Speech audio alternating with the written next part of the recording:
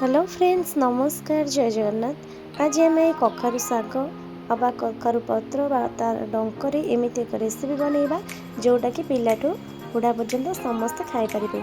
तो चलते फटाफट रेसिपी स्टार्ट करवा।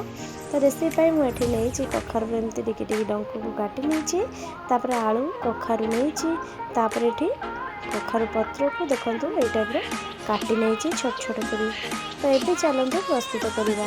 तो ये आलू आ जन्नी आ कखार जो आम काटी रखि कखार डंक कखारु पत्र पकई लुण दे टे जस्ट हलदी दे आउ दु तीन टा कंचा लंका दे गोटे सीटी मारिना।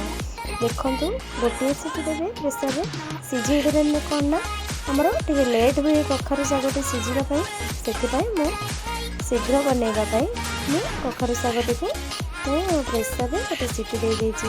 एबे चलते आम छुंक दबा। तो छुंक देवाई ये गोटे कड़ाई रे तेल नहीं जाइली तापर तादेह पंच फुटण देदेली सुखिला लंका 3टा तापर अल्प हेंगू टिके दे भल भाव में छुंक देनेली।